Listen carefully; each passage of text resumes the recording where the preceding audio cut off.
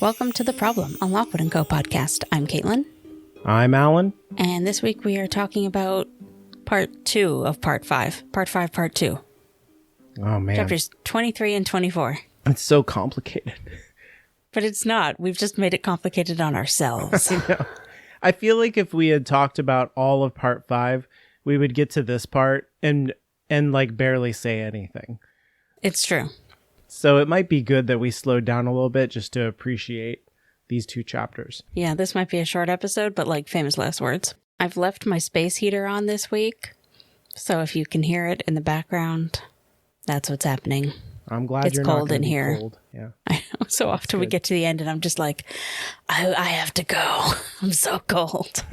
There's plumes of breath between you and the computer. But yeah, no, please picture a pleasant fake fire behind me and my atmospheric lighting. It's very that's cozy. right.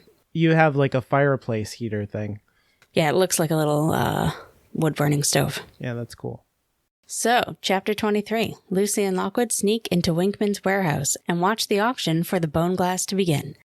And Caitlin is going to try not to belabor all the points that I brought up during the TV show about how this version is so much better. These 2 chapters are like such a good plan, and they're so well executed, and it's like so Stroudian in the way that like I admire about his like quote unquote wrong writing to like just give them W's all the time. They earn it though. Like I don't mean give them, just like they stumble into winning, but I feel like no one in their right minds would have gone into this without a plan, but that's what they did in the TV show. I just promised I wouldn't belabor this point, but apparently that was lies. They just stumbled on in. Whatever.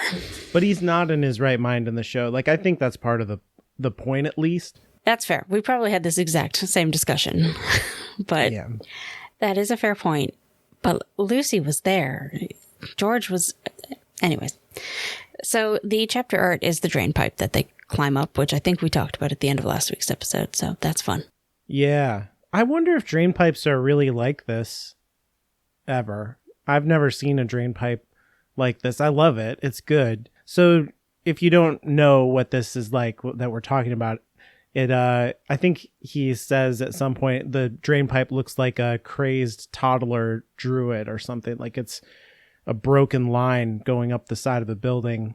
I don't know. I can't remember ever seeing one like this, but if anywhere was going to do it, it would be London. London, yeah. Right? Because I'm sure like half of this building was built in the 1500s and half of this building was built in the 1800s and somehow a third half was built in the 1900s, you know?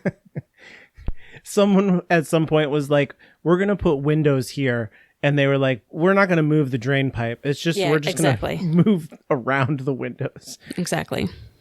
But they got little, what am I trying to think of? Where you get scared, a jump scare at the end of the previous chapter from Flo Bones.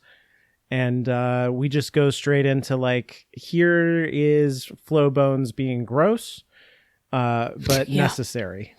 Right near the beginning, Lucy calls her prickly and solitary, and I'm like, Lucy, you're looking in a mirror there, my friend. Yeah, luckily you're about to obtain a mirror. Yeah. Yeah. But then she does continue to insult her a lot over an entire paragraph. Yeah. This person who is putting themselves in danger to help them. Again with the prickly, loosely. Flows into it, though. She's not scared to do this. She's just like, we're doing it. Well, she's also not going in the building. I think that's a big... Yeah. She's the getaway driver, basically, to this heist. So we sort of get that there's this whole plan where Lucy and Lockwood are going to climb up the pipe and go in a window upstairs of the warehouse where the auction is taking place in, because there's security downstairs, but nobody's paying attention upstairs. And the other half of the plan involves Flo and George on the boat. I like that Flo tells them there's a lot of kids in there too, because this auction is like for, stuff that is psychically charged. And so the adults have no way to like independently verify stuff. So they have to bring along kids. And I just really like that each side of the law in this world has to exploit children. Yep. to profit. It's like a really cool detail. And again, these are probably kids who like weren't quite good enough to get in with an agency. Yeah. Or were down on their luck enough that an agency just wouldn't take them seriously at all. Or have been like specifically groomed in a criminal world for this. Yeah. Yeah. I feel like that's Wankman's kid. He probably could be an agent, but he's like being raised to be this guy, you know? Yeah.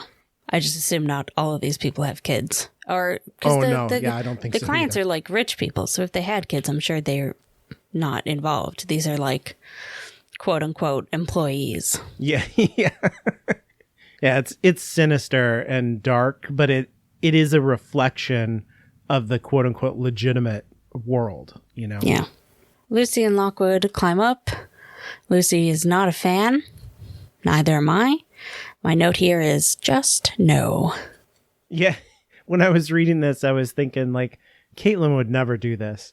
She'd be like, I guess we're not doing this then. If that's what I have to do. I would be like, I will call Barnes right now and he can just raid the place. It's fine. Yeah. I literally would do that. Nothing they said or did could talk. I am the George.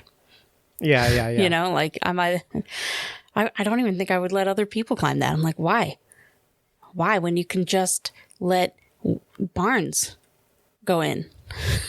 There's a part later where Lucy is like, it's not fair that like George is being left out. And Lockwood's like, George would not do this. What are you talking about? Yeah, I actually have a note here. That's like right on the next page, right? So it's cool that we talk about that now. I feel like it's setting up what's going to happen after these chapters, but I do feel like it comes out of nowhere in the book. Oh, yeah, that she says that? Yeah. I felt like it plugged into that theme that I kind of pointed out in one of the earlier chapters, that Lockwood is kind of unplugged from his emotions, but Lucy has empathy for the people and ghosts around her. So she's like kind of more plugged into George's experience. And Lockwood's like, he's just not suited to the job. And everything in life is about doing the job, Lucy. And she's like, no, he's a person, Lockwood. I definitely think that's what Stroud is going for here. I think it comes out of nowhere in the book, though. Like, I don't think he is set up that George is feeling left out. That's fair. Yeah, I think you're right about that. Right? Like, any memories that I have of him feeling left out are from the show. Yeah. So I think he just put this in here so that we would buy what happens in the next part.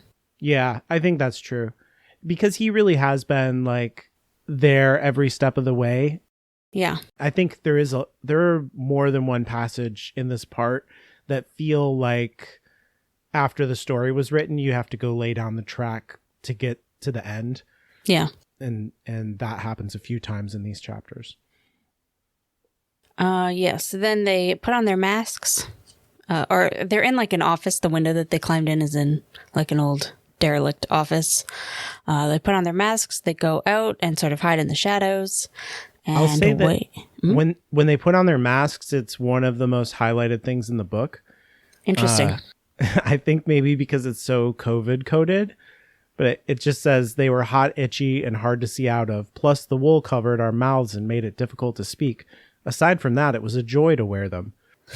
See, I have a different experience with COVID masks. Because like COVID is always worse during the cold months, that's sort of how I think of COVID. And my nose is always cold when I'm outside during like winter and fall and spring, I guess. So having this socially acceptable excuse to wear a mask everywhere to keep my nose warm, fabulous. It was wonderful. Great. It's so good. Like I would go for walks like in the heat of 2020, like in the deep, when it was super bad out there, and I would just be like, yeah, I'm in my mask, my face is warm, everything's great, this is not a problem.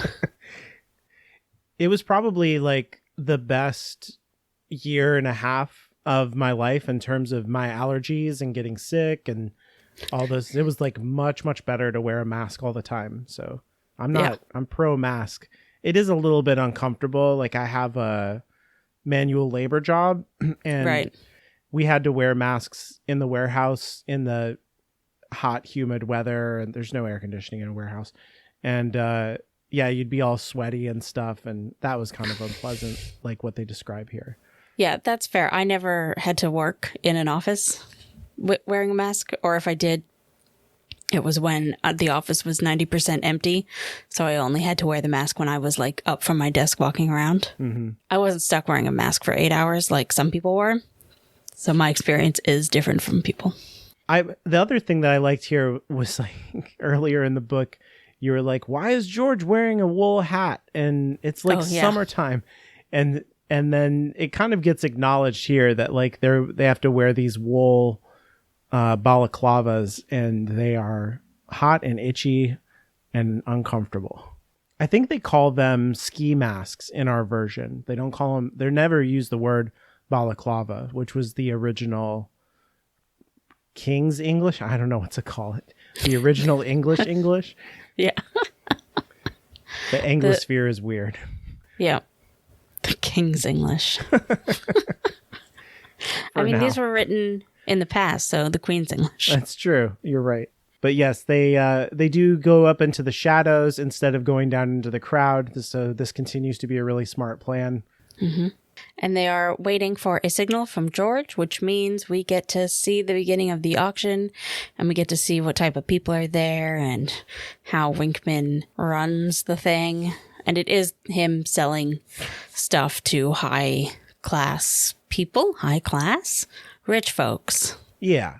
No, I think that's right. There's like an upper class and a lower class. There's only upper class people. Yeah, upper class sounds better than high class. I think it's like when we see Winkman for the first time, he's got like a spotlight deal going on here. And it talks about how he has like a gray suit and a white shirt, but the collar is open. He doesn't have a tie.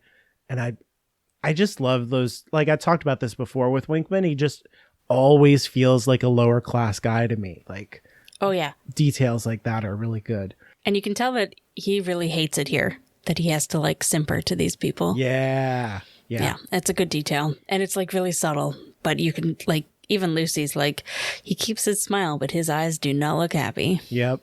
It's good. It's good. So eventually one of the dudes is like, can we just get to the main event? Right. And see about the mirror. And then just before this, I think Lucy describes the mirror as being like the center of 3 spotlights, and she can hear the buzzing again. And I just wonder who did his lighting design, you know? Who got up on the catwalk and with their wrench and moved all the... He's a showman. He knows how to do his job. Yeah. This is where the money goes. It's like, you were like, how are they not rich? He's like spending it all on lighting effects for his auctions. Yeah. There's a stage manager in the back calling cues. Yeah, exactly. You got to give those high society people a show. They want. Yeah. But then, everybody does agree to get to the main event. So so Winkman moves the show on. And this is where he calls the guy who said to move it on, he calls him my lord. So we can assume that these are very upper class people. Yeah, I guess my initial assumption would always be that like lower class people are where all of the criminal activity is happening. And I think that like at the beginning of the book, you could even kind of assume that. I mean, we experienced Fairfax before this, but they make it sound like relic men are all low class, like the worst scum of the earth people. And that is like associated with poverty. And especially like when we meet Jack Carver, who seems to be starving to death besides getting stabbed in the back. But what we see here is that the actual criminal element, the worst people in this whole thing, are the highest class people like Fairfax. So this is like my lord. This is like, you know, really, really rich people sitting there and like raising their canes up and being like, I bid this much, and lots of money here. It's not like a bunch of criminal rabble. Yeah, I think we talked about this either in the show or at the beginning of the book, where it was like the relic men steal these things and do this crime, but only because they have these rich people willing to buy. Yeah, it's like this weird circular motion. Yeah. But yeah, I just really like that detail, that it's like the upper class people are the source of all of the problems in the world. I'm so shocked.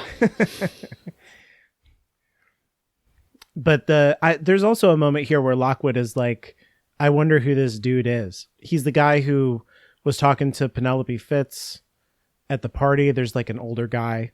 And then there's another guy who's like blonde haired, and they're like, don't know who this dude is either. Yeah, I assume that the old guy and the blonde guy are inconsequential. The only one we care about is the one that they saw talking to Penelope. Well, isn't that the older guy though? He's like, No. He's a younger dude. Oh, okay. I thought he was kind of a fat older guy. Right. So okay, maybe I'm wrong. Because they didn't say they saw him talking to her in the library. They said at the party, but I feel like if it was the dude in the library, they would have specified that, right? Yeah, I could be wrong. So I thought that the dude in the library and this dude were two different guys, and this was just like a guy that they saw talking to her at the party. Oh, no, you're right. It says something about the young man was familiar. Lockwood had been gazing at him too. He leaned out close and mumbled something. And then there's like a joke about how they can't understand each other because of the balaclavas. And it says, We saw him talking to Penelope Fitz, remember? And yes, I remembered him. Glimpsed across the crowded room, the black tie at his neck could just be seen beneath his elegant brown coat. Yeah. So this is the same dude. Yeah, so it's not the dude from the library. Okay, sorry about that. That was confusing to me, though. So. It's confusing because the show combined them, right? Yeah. It pulls them together, yeah. Yeah, and I do not remember this guy from the party at all, even though we did those chapters last week, so... But anyway, so this guy is here, which is like... again, it's like indicative of that upper class. Like, we know this dude is, like, involved in the Orpheus Society or whatever that is. No. No? Am I still wrong? Yeah, Orpheus Society is library, dude. Oh, no, you're right. You're right. Okay. Yeah, so anyway. Maybe I'm wrong, but I think young dude they saw talking at the party. No, dude you're right. You're in right. the library. Yeah. But he's somebody who can talk to Penelope Fitz. Yeah, exactly. Kind of my point. Yes, he's involved with Fitz somehow. Right.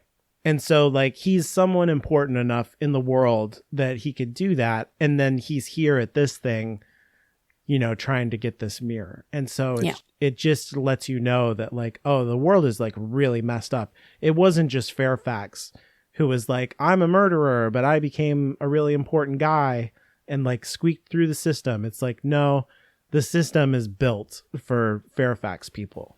Yeah, which I think we talked about a lot during Fairfax also. So in case anybody out there was confused about where our political thoughts are. Yeah, luckily make it a little clear. This only happens in fiction, guys. It never happens in the real world. No one takes advantage of the young and the poor in the real world. It just doesn't happen. Nope. We fixed that. So he shows them the mirror, but only the back of the mirror because self-preservation. Right. Literally, people have died of fright. I like the whole description of it. You know, it's like it's only 6 inches across. It's like really small. It's smaller than she remembers. And it's just like, it seems even more sinister to me that it's not some kind of, you know, like gloriously evil, you know, 6 foot tall mirror or something like that. It's just like this tiny thing.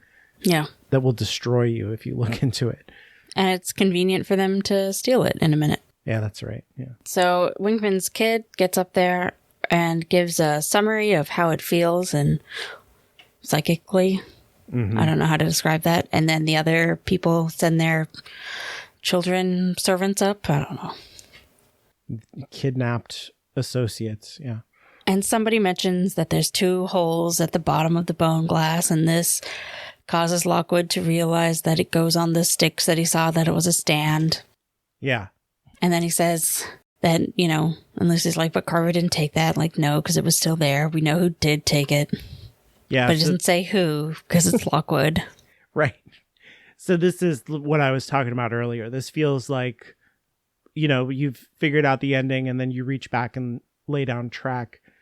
This feels like one of those. This pays off the clue from earlier and also lets us know that, like, Carver wasn't the mastermind, obviously. Somebody else planned it, and whoever that somebody person stabbed was, him, so right. Well, that could be a crime of opportunity, even if they didn't take his money. I guess that's true. But this, like, tells us that whoever the mastermind is has this stand. I think that's the important bit that you're supposed to take from this, is like someone else took the stand and they'll have it, and that'll be the person. So they had access to the coffin in the graveyard. Mm-hmm. And they didn't take the mirror with when Where's they the took cemetery? The stand, so. I can never remember which one's which. Cemetery and graveyard, there's like one is always attached to a church or something and one is not. Oh, yeah. But then this has that like chapel. Yeah. Chapel thing. So cemetery or graveyard. Anyways, carry on. So we learned that the starting price is £15,000, which is a lot. Uh-huh. You could burn down part of a house for that. We know. No, part of it, I guess. Yeah, their fee was higher than that. Yeah. And then we get a light out the window, which is the cue to begin. Yeah, so this is a great plan. We'll signal you ahead of time instead of like just relying on smuggling in dynamite and then being able to light it. Mm-hmm. And so they're like, okay, we're gonna, bum rush the stage, and so they take off and go down there. In the ending of the chapter has like just a really great, oh yeah, gotta turn the page kind of a thing, where Winkman's like, all right, let's do the starting bids. And then the nearest window just explodes in fire. Amazing. It's so good. And then that's the end of the chapter. I continue to be sad that the show didn't do it this way. It's cool. I wanted explosions. But we move on to chapter 24. George creates a distraction that allows Lucy and Lockwood to steal the bone glass and escape the warehouse. And the chapter art is the sword with the ghost, with the sword source, the sourcey sword. The sourcey sword. All right, so then there's lots of explosions. Yeah, he doesn't just throw one bomb. He keeps them coming, which is good. Which is great. And also, it gives George like a role. So again, why is he feeling left out? His role is actually quite important. Yeah, they couldn't do this without him. But also, I feel like we've spent almost two entire books talking about how unathletic George is. So the fact that he can aim correctly, a mystery. Aren't they on the ground floor? This isn't too crazy. He's still in the water, like on a boat. It's true. Right? Like he's not standing beside the window. We don't see the other 4 grenades that went wild and like just blew up in other places. We just see because they're inside. But Lucy would never have let that slide. She'd been like, there was supposed to be more, but I guess he missed. That's true. Which would feel more accurate to George and Lucy, obviously. Yeah. Honestly. This is all very exciting, though. It's focused on, we got to get in there while they're all disoriented, and we got to grab the thing, and we got to get out of here. And yeah, it's kind of hard to talk about because it just sort of happens. Lots of explosions. They get the mirror. Lockwood gets the mirror in the bag, but then Winkman stands up with a gun, which apparently they didn't think would happen. There's the moment where it says, still the young blonde man sat immobile, staring straight ahead while all this stuff is going on. And I was like, wow, this guy is such a weirdo. Like he's so eerie. I guess he was just waiting for his chance. I don't know. But then when Winkman's got the gun out, she starts threatening them, and Lockwood starts muttering something at Lucy, but of course she can't understand him because of the mask. Mm-hmm. Jokes. Yeah, it's great. And eventually he pulls it up over his mouth and tells her to hit the other source, the sword, so that the ghost is out. And then, okay, this is the most maddening part of this whole chapter. Lucy throws her flare. It hits the glass surrounding the sword. The ghost attached to that sword is released. And all the adults can see it. Yeah. After we just spent all this time talking about how they needed to bring kids. It's weird. I don't understand. Yeah. Can they see it? They shoot right through the center of it. They shoot right through the center of it. And Winkman picked up a shard of silver glass and sent it whizzing into the ghost. Yeah. Ah, so I don't maddening. know. I don't know if they can sense its presence. Sometimes Lockwood is there's the ghost. It's right there. And Lucy can't really see it, but she can kind of sense that. I understand what you're saying here, Alan, but the whole conceit of this whole series and why they need teenagers to do this is that the adults cannot see the ghosts. Yeah, that's true. And he underlined it. He like lampshaded that in this part. Yeah, like just a second ago. I guess it makes it too easy, right? Like the ghost would just kill all of them. They would be defenseless. I hate to tell you this, but Jonathan Stroud is a writer. Oh, no, I know. Yeah. You know, he can come up with something else. Yeah. I think they handle this. Or he can make it work. In the show a little bit better. Winkman keeps his head. He's like, throw silver on it. Come on. Like, get this under control. And they do get it under control. That type of thing. He could have set up earlier that the guards had bags of salt or silver. Yeah. Like little pouches so that they could just chuck it. There's answers that are not, they could clearly see the ghosts, even though I've spent 2 books explaining why they cannot see the ghosts. Anyways.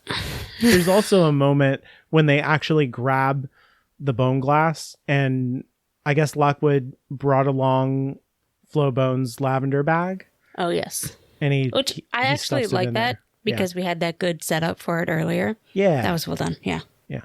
I do like that they weaponize the source against him. That's a really smart, clever thing to do. It is weird that why they can see it, but it does let them get away and up the stairs. So yeah, they do try to panic run back up to the office that they entered the building through, but they go too far up. Yep. And they can't climb down the drain pipe because they're too far up and it doesn't look stable and such. So they toss the package down to George. This is really wild to me. Why? Because like Lockwood is just like, this thing is like so dangerous. We spent the whole book being like, nothing is more dangerous than this mirror. And it's like, and with the description we just got is like, it's really fragile. It's not out of character for Lockwood or anything. He's just like, yep, chuck it out the window. Let's go. Come on. I was like, oh my God. I don't know. Just the father and adult and coward inside of me is like, don't climb up drain pipes, children. Don't chuck out haunted mirrors into the night and trust that your friends caught it. Like, please be more safe. Yeah, I wouldn't do any of that. I would be at home with a cup of tea. I am at home with a cup of tea. Right. Yeah. Like right now. Exactly. This is why we have books. Yeah. So then they run up to the top floor. They bolt like a door to slow Winkman down. But Winkman quickly, well, maybe it's not Winkman. Maybe it's the other dude. Yeah, they don't know who's after them. Yeah, somebody shoots through it. Yep. But they get up to the top floor, climb out the window onto the roof, which Lucy says is easier than climbing all the way up because she just didn't have time to think about it. Oh, I guess the first guy through is not the one who ends up on the roof with them, because the first guy through the window, somebody climbs through the window while Lockwood is still climbing up the drain pipe, and I guess there's a bit of a struggle, but all Lucy hears is a yell, and anyways, Lockwood murdered a guy. Yeah. But he's really very upset about losing his rapier, and I was wondering if that could be traced back to him. Oh, that's a good point. Yeah, I hadn't thought of that. My murder thing, like, it was self-defense. That's fine. I'm not saying he murdered a guy, but he did kill a guy. Yeah. And it's just brushed away, never thought of again. So, yay, somebody died. Nobody cares. Let's move on. They get to the roof, but so does the dude that they saw speaking to Penelope Fitz at the party, who is not the dude from the library. Not the library guy. Not the library guy. Yeah. So confusing to me. And that dude's like, give me the mirror and I'll let you live. And Lockwood's like, too bad, we chucked it. Yeah. You didn't know I'm a hero. I do crazy shit. Yep. He calls it a spirit glass, which I really, really like, instead of the bone glass. And I feel like it's like a whole, he's like, he knows what this thing is in some kind of like categorical sense of like, we have our own taxonomy for it. We understand what these things are in a way that like all the other people involved in this whole thing don't know what that thing is. So that he doesn't call it a bone glass is like significant to me. He says that spirit glass is something special and I had my heart set on it. Yeah, that's a good point. It sort of shows that he came about knowing exactly what it is through different avenues. Mm-hmm. But then Lucy and Lockwood realize that there is only one option, and it is the them option, jumping out of the building. Mm-hmm. They have really good banter about that. You know, like, we make such a habit of doing this. He's like, it's the last time. And she's like, promise? I do think it is. I don't remember them jumping out of any other buildings through the next 3 books. I feel like like much worse things than this happen. Like this is the most safe thing that might happen on a getaway compared to what comes after this. So this is, they love wild escapes. This is being young and in love. This is what you do. You jump off buildings. I had a different sort of youth. Oh, so then we get this description of what it was like to hit the water. Have you ever jumped high into water? I mean, not this high. No. I've never like done cliff diving or anything like that. I'm trying to remember. I don't even think I've done a high jump in a Olympic pool. Like I've been to a pool where you could do it, and I was like, nah, not doing that. I have. Yeah. I think I've definitely done 10 feet. I may have done 20. I was fearless about water when I was a kid. Yeah. Water never, like any jumping into water never bothered me. But I also have one time been thrown off the back of a jet ski. Oh. And that is actually very similar to what he describes here. Like just not knowing what was up and what was down. And the water's just everywhere. And you're like, I don't even remember if I had a life jacket on. So really, miracle that I survived. Yeah, I've done that with like water skiing, and I've crashed. And it was, that's a similar experience. I always wanted to get to the bottom and then push up real hard. Yep. I always liked that. So yeah, I thought this was really, really well written. Yeah, me too. All the way around. It is the experience of crashing into water for sure. It says, I'm in the blackness without thought, without emotion, without much attachment to life or living things. Then the current tore me up and sideways, and in a flurry of panic, I recalled my life and name. I was like, ooh, that's good. That is good. I didn't have that when I was thrown off the jet ski. I had, oh my God, I want to live. So don't let this be the way I die. Yeah. Yeah. It reminds me of the TV show, how there's that part with Annabelle Ward and they're floating in the water. It's really good. It is good. It is much more evocative than when something similar happens in real life. Panic, panic, panic. Yeah. Yeah. Yeah, and that's it. Yep, they come up to the surface and it sounds gross. There's oily. Yeah, I wouldn't want to jump in the Thames. Yeah, it's bad. And then she looks up at the building and she can see the guy up there as a little person standing on top of the roof, and she's like, "Bye, sucker." She doesn't say that, but in my head she did. They get away with it, and then that is the end of this and the beginning of the final part, through the looking glass.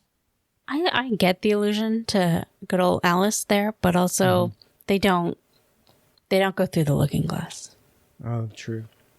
It's they false promise. They don't even look at it. They kind of destroy it. Oh man, spoilers. I know, I'm sorry. I feel like the general, we never talked about it at all, but like the general idea is that you have read the book when you're listening to us, or like know the story at least, especially because of the show. So I mean, we have gotten at least one communication from a listener who has said that our show has inspired them to read the book. So I hope they read ahead, because otherwise we have spoiled some things for you. My apologies. But generally speaking, we do assume that anybody listening has read the books, because why would you be listening otherwise? I would understand if you don't read all the books when you read along, but I would assume that like, don't listen if you haven't read the book that we're talking about. We've talked about some book 3 stuff, so yeah, a little bit. I have guilt sometimes, but like not enough to change my ways. That's me in a nutshell. You love to talk about the future. You've always been like that on books. It's terrible, but sometimes you gotta to make your point. Yep. Like, I try to be respectful, but I've never understood why people care so much about spoilers. Because if it's a good story, it doesn't matter. Oh, no, I agree with that. Yeah. Right? Yeah, like if the only reason you're watching a story is because you don't know what's gonna, like, the good guys are gonna win 9 times out of 10. Or if it's artsy, then the good guys are not gonna win. Like, if it's artsy. I love that. Like, those are your 2 options. Yeah, it's really true. Yeah, it's not the shape of things that is the point of the story. It's like all the details. It's the journey. That's why I'm really bad about finishing stuff, because I really don't care about endings. I'm just all about that middle bit. And I usually the last part of whatever story is my least favorite part. That's interesting. I'm like the opposite because like I need to know the ending. Like I love reading the final page of a book before I've gotten there. Like I usually get a good chunk in, and if I like the story, I read the final page or two. And for me personally, it enhances the story for me because then I'm always looking for how we get there. Yeah, I guess that's kind of what I mean. Like I'm not against, getting to the end, but after I've been to the ending, it's not the thing that I return to when I Right, gotcha. Like I'm always more about, I'll say that only maybe one of the biggest exceptions, we talked about His Dark Materials, and I think that third book is like probably the best one out of that first trilogy. But it definitely is. But like you could also tell that was what he was aiming for in those books. It's a different animal. Like he's a really crazy good writer. Anyway, we're talking about Jonathan Stroud's books and well, I mean, it was a short episode. We can have a tangent here at the end. But yeah, we'll be moving into the last part next time, and we'll be splitting that one up again into there's 6 chapters, so 2 groups of 3. Favorite joke. Mine was the balaclava. So good. How it kept coming up, like the not being able to talk thing. It's definitely the running joke in these 2 chapters. I don't know that there's any other jokes at all, really. Oh, yeah, that's true. Well, I mean, she makes fun of Flo at the beginning. But yeah, that's actually pretty much our 2 options. Yeah, the balaclava is the better joke. There are so many punk rock moments. I really feel like I got to give it to George again for like just blowing. He's like not good enough to blow out the pane of a window. Oh, yeah. Gonna blow out the windows. I like... I would say that I like releasing the ghosts on the adults if Stroud didn't immediately backtrack on his whole world building. Yeah. That would be my favorite. But otherwise, I gotta say Jumping in the Thames, I guess. I just love it. That's true. I think that's what we picked in the show. Yeah, it's just great, Well, that's because they took out all the good explosions in the show. Mm-hmm. I love the poetic way he describes it. I love Lucy being like, can we never do this again? Like... Before they go and do it. Yeah. It's not after. Yeah. It's not, never do that again. It's like, oh God, I can't believe we're going to do this again. Yeah. It's good. I like it. And their banter. Yeah. Their banter's great. Well, I guess that does it. Yeah. I guess that is all for this week. If you want to disagree with how upset I am about the world building backtrack, you can reach out to us on Twitter at Lockwood Podcast, or you can find my personal Twitter at Inferior Caitlin. You can send us angry emails at contact@hollowgroundmedia.com. No one's ever done that. It's fine. But you could. You could. Or you can go to the homepage, hollowgroundmedia.com, and scroll down to the contact form. Go to hollowgroundmedia.com/contact. And remember to stick to your world building. Otherwise, you upset Caitlin.